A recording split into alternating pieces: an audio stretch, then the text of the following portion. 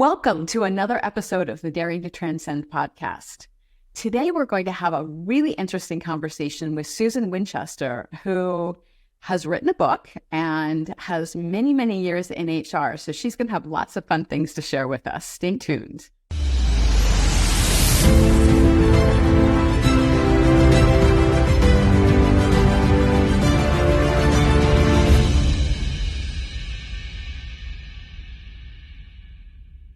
Welcome, Susan. Susan Schmitt Winchester is the Senior Advisor for Human Resources for Applied Materials, as she is transitioning out of her role as the Senior Vice President for that same company. She is in the process of transferring out of the Senior Vice President role for HR, which she has been for, I think she said 5 years.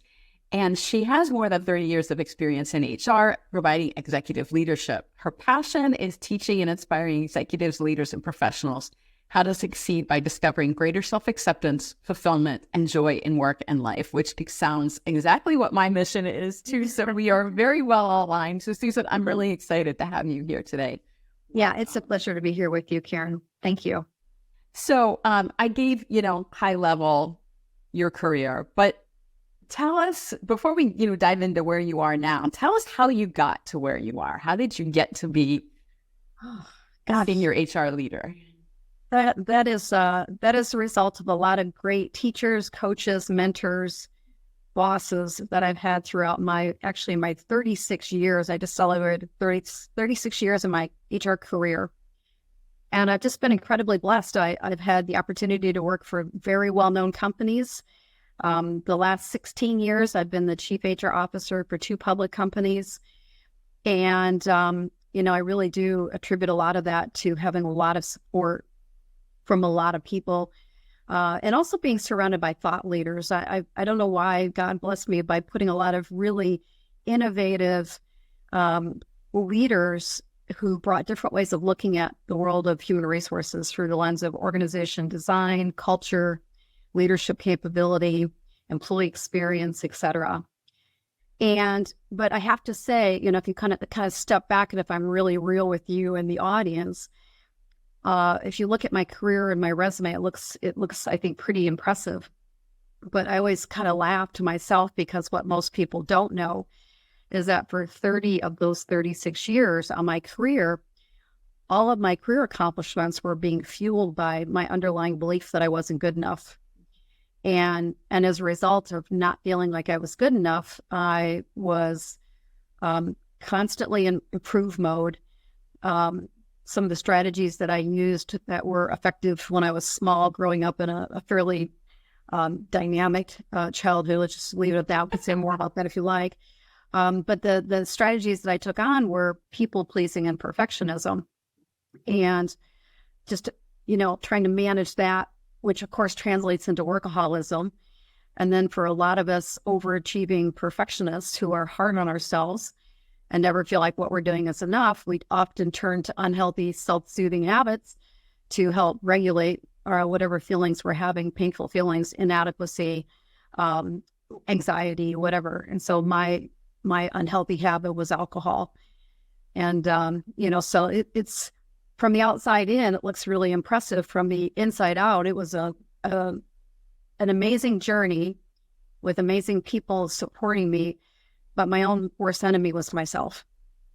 And I think that's so true of all of us. I mean, at the end of the day, we all, have those, to use a deep term, those core wounds, right? That we get when we're children, and we develop coping strategies. And, I know one of the frameworks that I work with my clients is positive intelligence. I'm not sure whether you're familiar with that or not.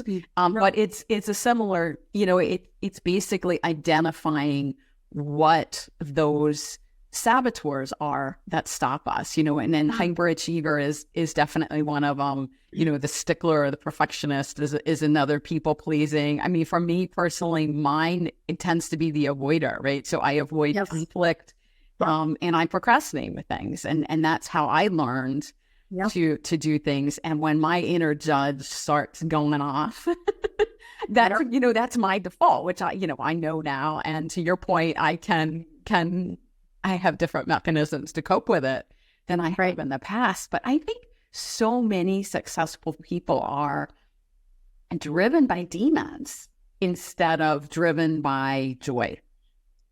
Yeah, and I think what's interesting, at least from my perspective, is that many of us are actually completely unaware, and I would even say unconscious, to the effects of how much whatever we experienced when we were little, whatever happened to us when we were small, those experiences are actually influencing us every single day in our careers. And, in the book, and I have to mention my amazing co-author, Martha Finney, Healing at Work would not be what it is without Martha Finney.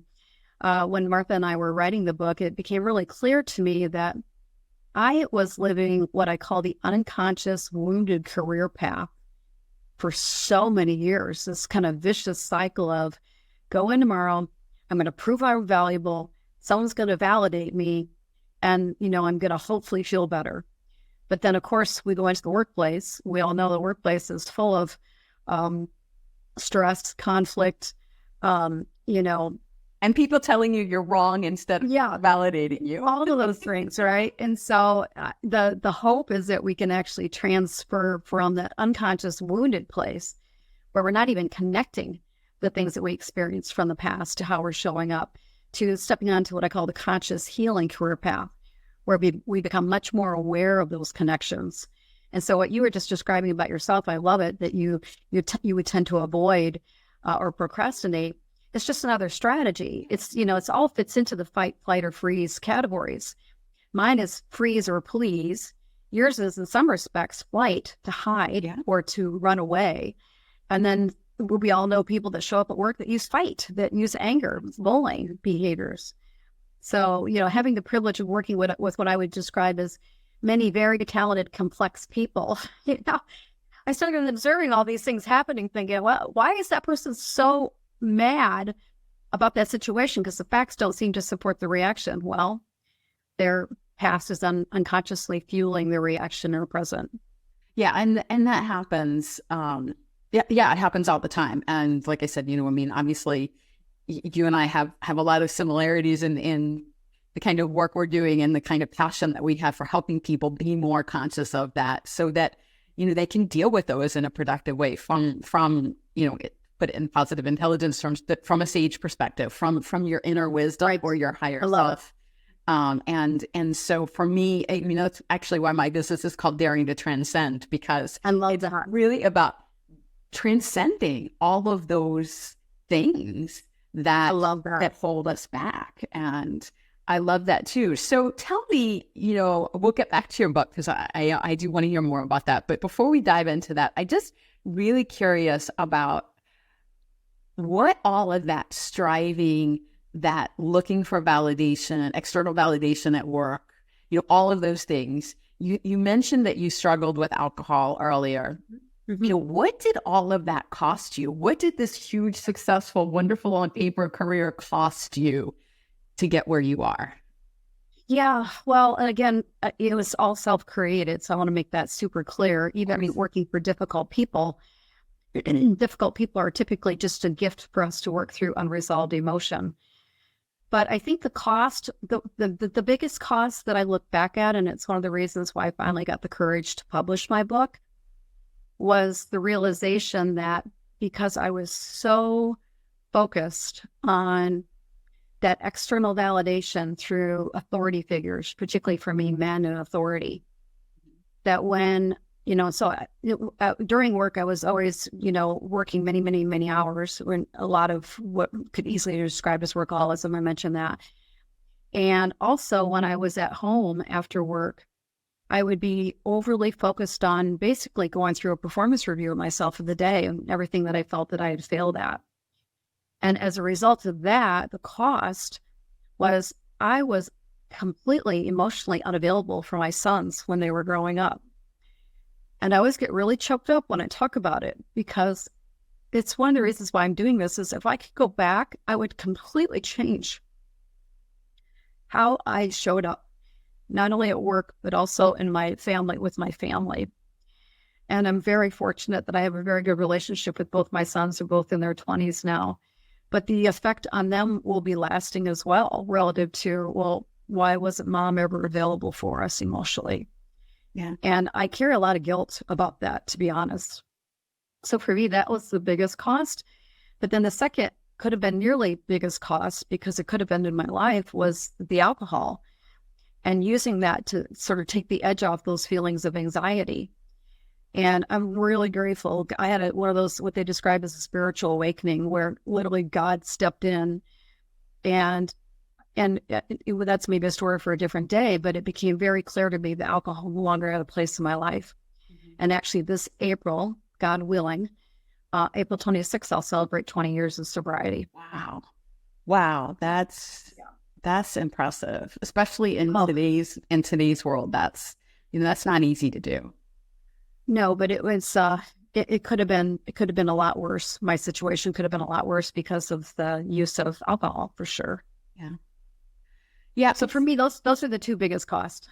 Yeah. And those are hard. And, those feelings of guilt, and that self-judgment, that's so hard to get rid of, right?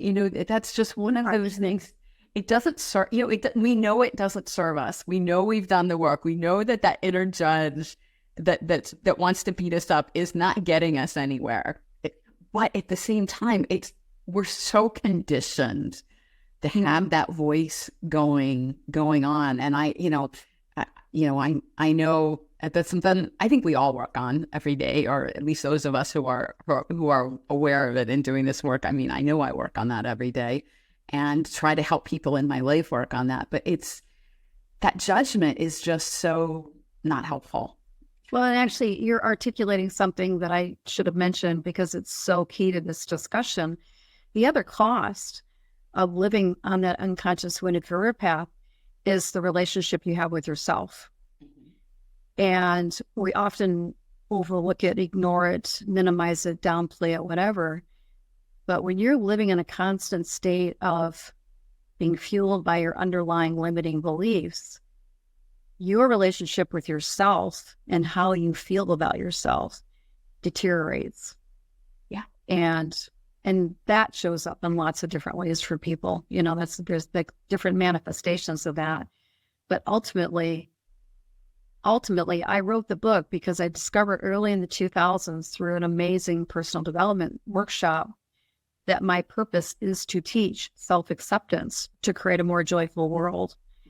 And that realization of, if you're going to teach something, you've got to start practicing it.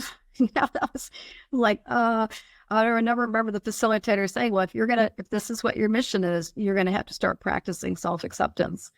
And man, oh man, that was a twisted journey for sure. Oh, and it continues to be, right? That journey is never over. No. It's a constant. Battle is too strong of a word, but it's just a constant struggle. It's a constant reminder. It's a constant practice, right? I mean, it ends up having to be a practice, because I'm in the same boat. If I'm talking about transcending, I got to walk my talk here, right? And that's really important to me. That's one of my, core values is, lead from example, always has been. Granted, my example hasn't always been the best, but it was the best that I could do at the time. To your point, there's things in my career that I would love to go back and do over now that I have the experience and the insight that I have now. Yeah. But we can't do that. And so all we can do is make peace with ourselves and develop that self-acceptance and the self-love, right? Because, it's very true what they say. If you don't love yourself, it's really hard to love other people. And, I've heard that for so many years. I've read so many self-development books, and, you and I are on a parallel life, I think, working towards clarity about what, why we're not more self-accepting. The opportunity, and I know you're doing this work, and certainly what I'm focused on as well, is how do you actually teach people to do that pragmatically? And how do you, what I love to do is how do you use workplace conflict as a catalyst for discovering deeper levels of self-acceptance? based on how you begin to respond in those moments when you feel emotionally triggered. Yeah, no, 100%. And, that, all conflict, all relationships are foundations. And people tend to think that workplace relationships aren't, right? They think, okay, if you're going to do work like that, it's with, your family or your spouse or your best friend. But work actually is a great place to learn and practice that, because it gives you so much more variety and so many different, it brings up different things than personal relationships do. And they feed off of one another. I firmly believe they feed off one another, because what you learn at work, you can use at home and vice versa. But workplace relationships are just that, relationships. They are. And workplace conflict.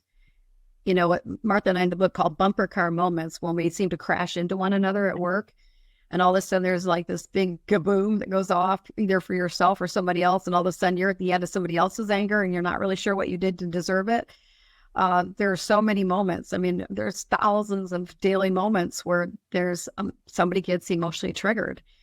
And it's in those moments of conflict and emotional pain, that I think can be huge opportunities. We could talk more about actual steps to do that. But I want to mention a really good book called The Power of Discord, by Dr. Ed Tronick and Dr. Claudia Gold. And they do such a beautiful job of really elevating the opportunity for all of us to use discord or conflict as an opportunity for actually strengthening relationships with other people and yourself.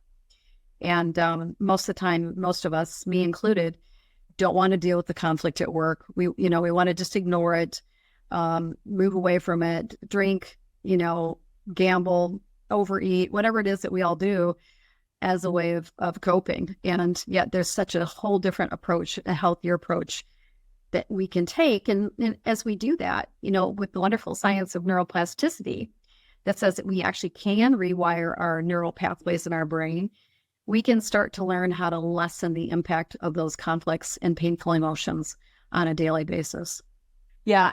And I couldn't agree more. I have not read that book. I will check it out. But it's great. Like I said, the positive intelligence framework that is part of the toolkit that I use with clients and myself, I will say frankly, is exactly that. It's a whole system of rewiring your neuropathways. I love it. That you are in a better place to deal with those conflicts. The other thing I really like, I love how you talk about daring to transcend. Because and I'd love to hear you talk more about that, because what I love about that is that this is not easy work. This is not fun, folks, but it's so worth it. So can you talk more about that daring to transcend? Well, it's funny because I chose the word daring because I love to talk about taking risks. And, I have been kind of in a weird way, a risk taker all of my life. Some people would say, well, you work for the same company for 30 years. How can you be a risk taker? But I took a lot of risks within that company, as well as, being an aerobatic. I was an aerobatic pilot. I do scuba diving. I've done some crazy things. I love you. But you talk about doing this work is probably the biggest risk you can take, because it upends your world. It's going to change. And one of the things, and I'm sure you've found the same thing, and I experienced this myself, the more successful you are, sometimes the harder it is to change, because you know what you've done as work, right? You've said, okay, this is working. I may not be as happy as I want to be, but I'm successful. This is working. So why? And if I change it, who am I? And then how does that change my interaction with the world? Is it going to make me more successful or less successful? So that's where the daring comes in, because it is a risk to change yourself and your relationship with the world. And it is a risk to transcend all those, not only the limiting beliefs, but also all the societal expectations. Yep. And all of the things that we think we know here on this, one dimension. And rise above it. That's what transcend means. So I That's love what that. that It's is to me. so well said. And I'm having like a flashback moment to when I went through a personal assessment back in 1995. I remember it as if it were yesterday. And the man who was doing the debrief, who I've continued to work with many leaders since, said to me, you scored very high on perfectionism. And I thought, oh, good. That's good. That's why I'm successful. I do everything to the very best of my ability. I want everybody I work with to think that they're the only one I'm working with and that they matter most. And I'll never forget him saying, this strategy may have worked for you in the past, but it will not work for you in the future. And I ignored him because there's no way I was going to think about giving up, quote, perfectionism, because I thought it was the reason I was successful. And then fast forward 7 years, I got into a really big, really challenging job. And everything that I learned about, be perfect, do everything perfectly, no matter what the cost is, to the lack of sleep and the lack of relationship with your family and the lack of relationship with yourself, perfectionism is your fuel for success. And then seven years later, I was like, oh boy, that Ken Wright boy sure knew what he was talking about, because everything started to backfire. And, and I didn't realize how dysfunctional perfectionism is. Yeah. I didn't realize how manipulative self-approval seeking is. I didn't realize I was sort of twisting myself into a ball to be accepted by somebody, but was doing it in a way that wasn't really who I was. Yeah. It took a long time. I was a slow learner. Well, I doubt that you were a slow learner, because I think it takes a long time for all of us, and it's a layered process. It's a layered process, and you peel off one layer and you work in that layer, and then you move to the next one. You can't do this all at once. Yeah, that's a great point. It's not possible to do it all well, I mean, maybe it's possible, but I don't think it is. I think you would kind of blow your brain up, but if you try to do it all at once. I think you're right. And you do have to go through the emotional release. There's a part of it that you and I know, the book, The Body Keeps the Score. It's such a great book that so much of our past experiences are embedded in our bodies in different places. And then there are obviously different techniques and practices for releasing that. But that's just like you said, it's like layers of releasing, like peeling the layers of the onion of the pain and whatever emotional, wounds you may carry with you. Yeah. And I think that's why I love, your book name, that workplace healing. I mean, that's so beautiful, because we don't think of the workplace as being a place for healing. And yet it has as much fodder for healing as anything else in our lives. Well, one of the things, I have an amazing personal coach. Her name is Celine DaCosta, and she's just incredible. And I've been working with her for quite a while. And what she talks about is that the people that most trigger us emotionally are truly the greatest gifts to help us look at where do we have unresolved emotion that needs to be addressed and healed. And of course, there's lots of different techniques. I'm sure your system, I'd love to hear more about the system you use with your clients. But that is a journey, and it is having the courage to go on that journey. But the outcome of that journey is just great joy and peace and calm, and not spending, I would spend sometimes weeks in the valley of ruminating about what I thought I'd done wrong, or where I would not shown up and been as good as I could have been. And especially if I thought somebody was mad at me. Anger was a huge trigger. Yeah. Fear of getting in trouble, all these things that keep us stuck in our brains. But there's a whole different way to live your life. And you can completely change your workplace experience using those moments where you get into conflict or have an emotionally charged reaction to somebody else. I think that happens all the time. 100%. 100%. I could not agree more. So let's talk about where you're going next, because you are in the process of leaving your career. You've already given your title to your successor, and you're advising her, I think you said, as you're transitioning out. So what does that look like? Because you started to tell me before we started recording an interesting story about what happened during COVID and how your personal life has changed. Yeah, my personal life's changed in many, many good ways. So, over the holidays, I celebrated my 36-year career HR anniversary, which of course nobody celebrates but me. But I was just kind of reflecting back on my whole life, thinking I have had a heck of an amazing journey. I've worked with very well-known companies, and 16 of those 36 years, I've served as the chief HR officer for two big public companies. One, my current one, really big one. And my husband, I mentioned, he and I were married about 4 years ago. He retired from the Marine Corps with a 31-year career back in 2022. And I love what I do. I've been so blessed to work with so many great people in my career. And I love my company. I love Applied Materials.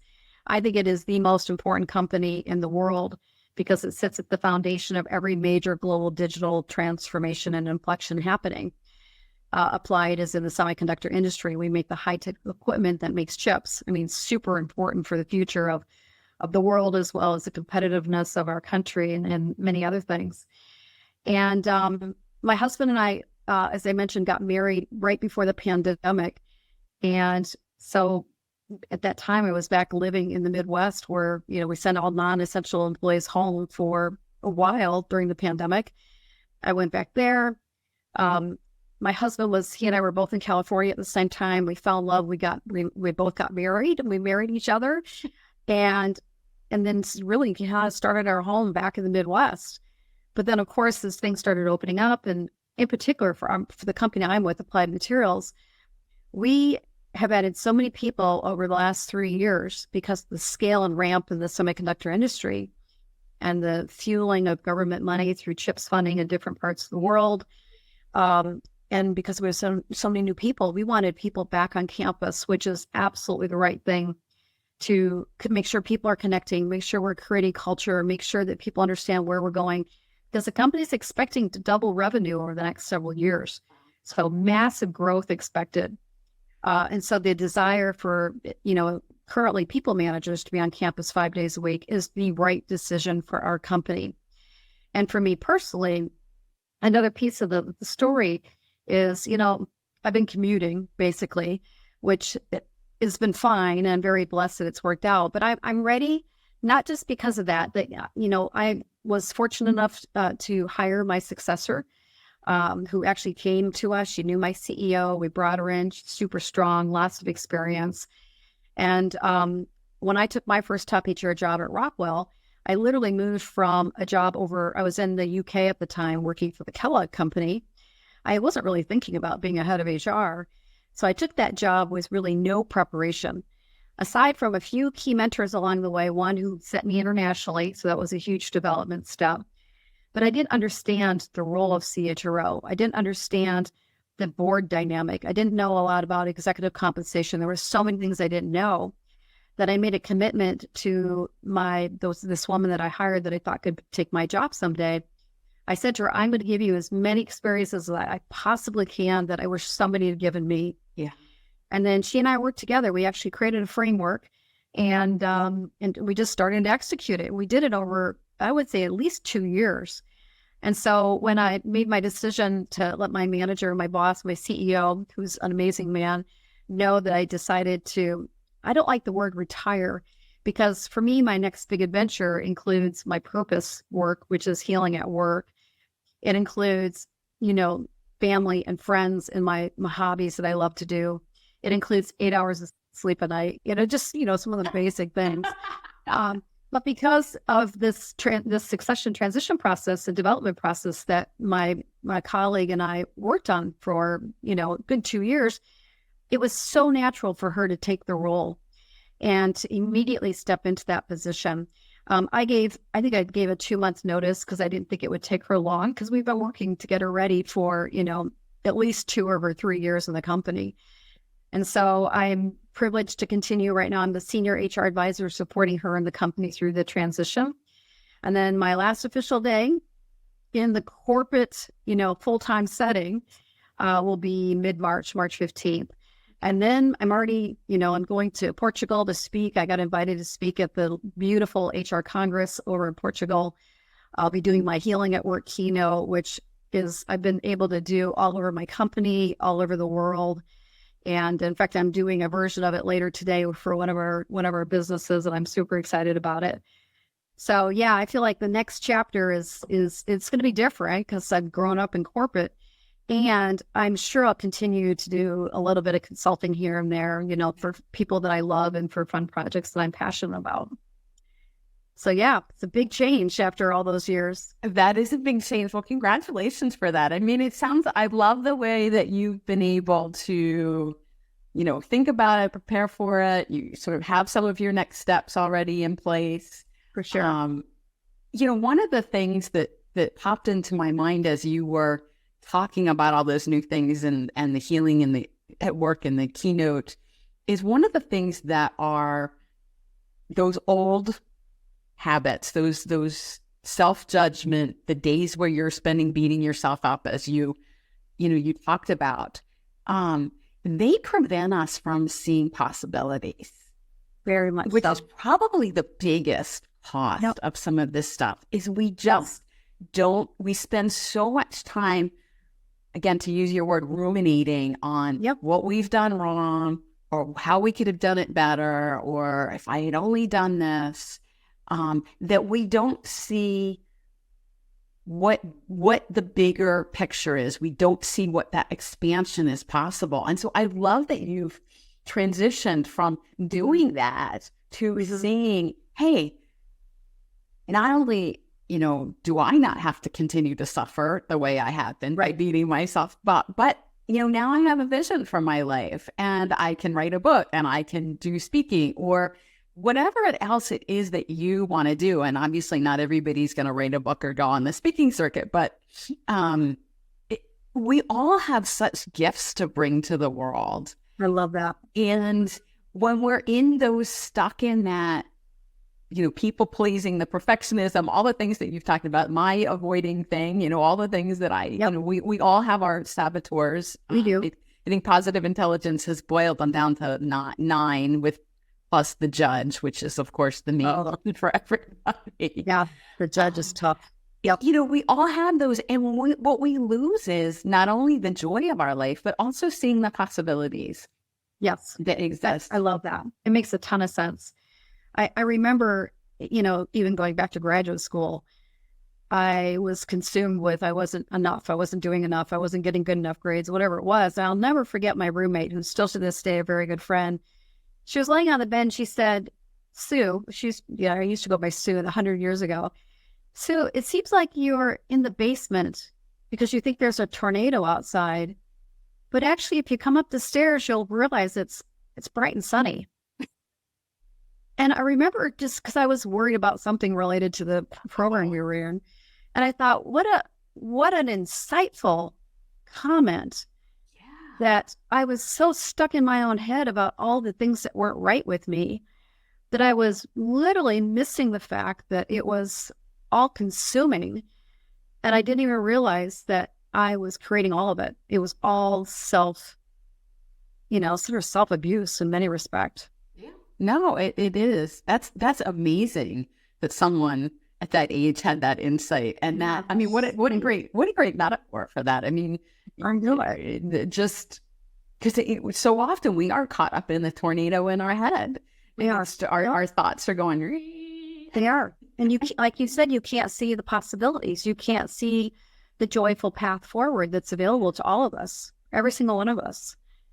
Yeah, and I love that. And I love that you've taken the initiative to work with a personal coach on, coach on it. I mean, and I have had some great coaches along the way for me, and that's why I love coaching people too. And it's so important to have that support and that someone that it can help you see the possibilities, help you get out of that whirlwind, because there's a lot of techniques you can use, to your point, to break the cycle yourself. But it's often you need somebody else to say, wait a minute, did you look around and notice you're in that storm cellar again? Yeah. Well, for me, I felt like this is a so overused comparison, but it was like a hamster running around on the same wheel. at the end of the night, dropping off the wheel, exhausted, going to bed and getting back up and doing it again. So you need somebody who can say, hey, get off that wheel and here's how to do it. Yeah. You don't have to stay there. It was such a stuck. And what I didn't realize was how much it was fueled by trying to navigate a really unpredictably angry dad who and this isn't about blaming him. I think he had his own, set of problems from his own childhood, knowing some of his history. But I ended up unconsciously walking away from that relationship thinking it's everybody else's job to decide my value. My job is to be as perfect and people-pleasing to get that validation. And that was just a completely broken thought. Nobody else is responsible for you being determined whether or not you're valuable or not. That's your job. And boy, what a shift that was for me to realize that. Because boy, did I give up a lot of authority and power to other people. And it led to a lot of pain and stress and anxiety for sure, and depression and, Which it does. I mean, it really does. And I think, we all have, we're all broken at some level. We all have those stories. And for me, you talk about the unpredictable anger. For me, that was one of my grandmothers who practically lived with us. So I went through some of that too. And there were, we all have those dynamics. And it's, to your point, it's not blaming because, they were carrying their own burdens. They had their own histories, and you talk about the sins of the fathers, right? And it's not really the sins of the fathers so much as the brokenness does get passed along. It does, until we can really stop and take a look and heal that. And I had something else I was going to ask you, and now that's okay. Well, you just reminded me of this. The whole generational thing I think is really important because. And I know you're familiar with this study that was done back in the late 90s by Kaiser Permanente and the Centers for Disease Control, led by two doctors, I think it's Felipe, I hope I'm saying his name right, and Dr. Anda, who went out and asked 17,000 adults in the U.S., which I know has been replicated in other countries as well. But they asked 17,000 adults, tell us of these 10, what they call the adverse childhood experiences, the ACEs, of these 10 ACEs, can you just tell us how many of them you experienced? And they were shocked when they got back the data that showed that nearly 2/3 of the people experienced at least one significant trauma before the age of 18. And I'm talking about mental, physical, sexual abuse, neglect, alcoholism or addiction in the home, violence in the home. I mean, these are 10 adverse childhood experiences. Now, there are many other childhood experiences that are not included in the study. But what to me was so fascinating, and Martha and I, when we were writing the book, was this idea that 2/3 of us are dealing with a lot of pain. Some of it's conscious, some of it's not from our past. And it is absolutely generational, to your point. We keep repeating the same cycle of whatever it is we're learning in our family system. But there's opportunities for all of us in our highest functioning adults, you mentioned this earlier, that we can actually start to evolve that generational cycle in terms of our own relationship with ourselves. Yeah, 100%. So actually, you reminded me where I wanted to go, because you're right, good. That healing. And your book is about healing at work. How have you taken your personal experiences, your growth, what you've learned, and, obviously head of HR for huge organization, 30,000 employees. How have you applied that and implemented that in the corporation, in the corporate world? Yeah, well, I've been very, very fortunate in my current company. I was fortunate in my last companies too, but I hadn't done healing at work back then. With the support, of course, everything I do with my company, I was working closely with the compliance team. My conflict of interest forms were always completed. Company was fully aware of what I was doing. And then I started to ask for permission to do some additional things. So one of the things I asked for permission to do would be to share my Healing at Work keynote with different audiences in the company. And I got the support, sort of the only condition was just make sure people know it's optional. I don't want to put somebody in a situation where they feel emotionally triggered. So it's always optional. And then I also asked for support if it'd be possible for people that had heard my keynote would I be able to offer them the opportunity to go through my 6-week online digital course that I created to support people that have either read the book or have seen the keynote or want to know how to actually apply the principles and tools in their life? And I got permission to do that. And so I was able to invite my first beta cohort of people. Most were from Applied. I had some people from outside, some executives from outside the company as well, who went through it. And then I got permission to get testimonials. I got permission to get feedback. And, so that's been wonderful. Yeah. So over this time, at the beginning, I kind of wasn't sharing it because I didn't want people to think I was trying to personally gain. So I made sure that the company knew that I give away anybody at my company who wants a book, I give away free. I've given away, I know, over 1,000 books because I wasn't doing it to sell books. I was doing it to help people's lives transform in the workplace. And so between all of that, I've been able to speak in different countries for my teams or for Applied Materials teams. I've been able to, go to a senior leader and say, hey, we're talking a lot about mental wellness in the workplace. Healing at work is a breakthrough way of looking at mental wellness at work. And then they'd have, they all trusted me. So many of them would have me in and speak to their global teams. I had as many as several hundred show up virtually. And again, all optional. And that's pretty much what I've been doing and within my company. The one other piece that I haven't done yet that I was planning to, I just haven't had a chance to do it because it's a busy job, would be to develop a short workshop for leaders on healing at work. In my digital course, I built some bonuses. One is around leadership insights around healing at work and how to leverage that as a leader. And then I also created, it's called leadership scripts. So leadership stories that happen, things that happen, and suggested scripts for how to tackle and sort of principles around how to look at some of these issues in the workplace.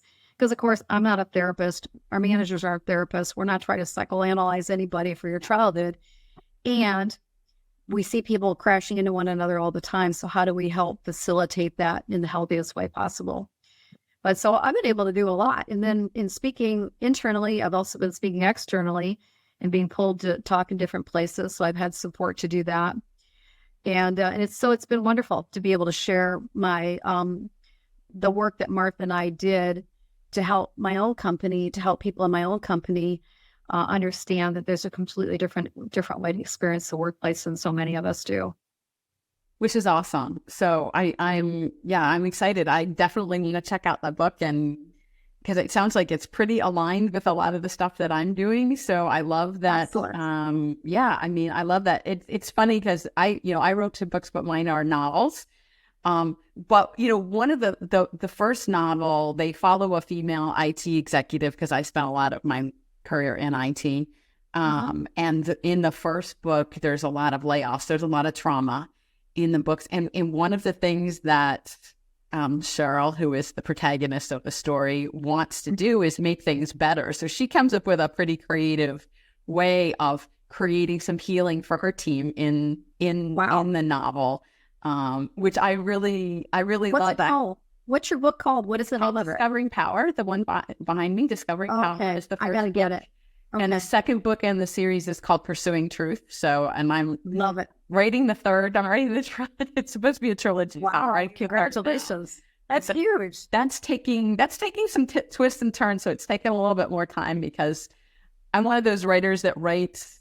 I sort of hear the story and then write it, and the characters have been kind of a little all over the map. So they're still making up their minds about what they want.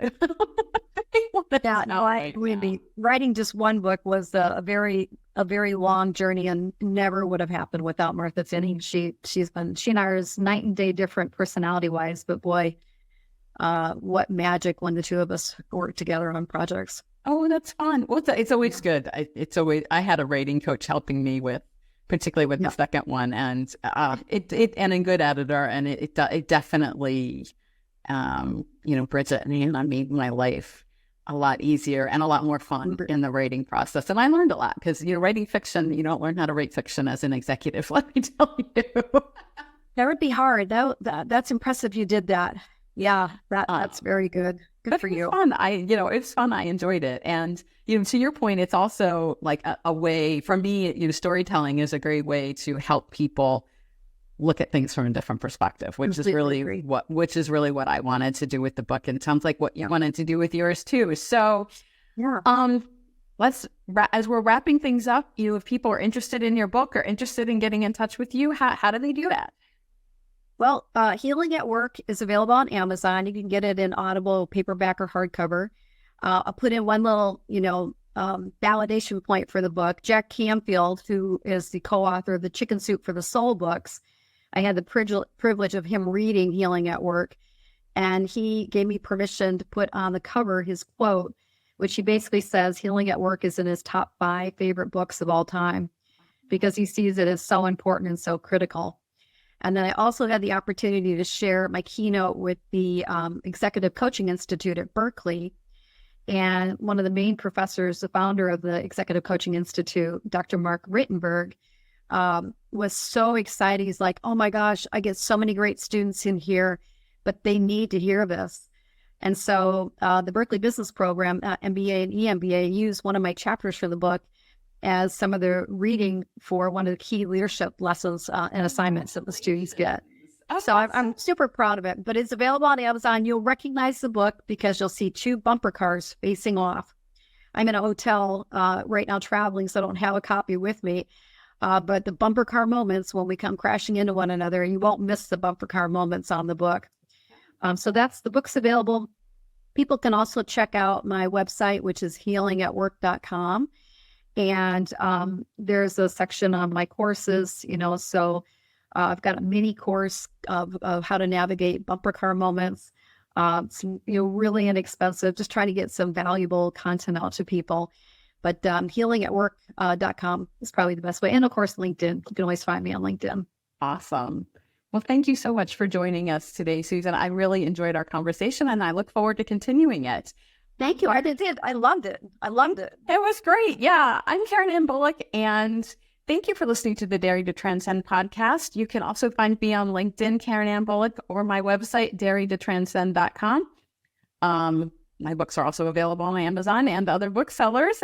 And I would love to engage you and find out more about your healing journey at work. So have a great week, and we'll see you next time.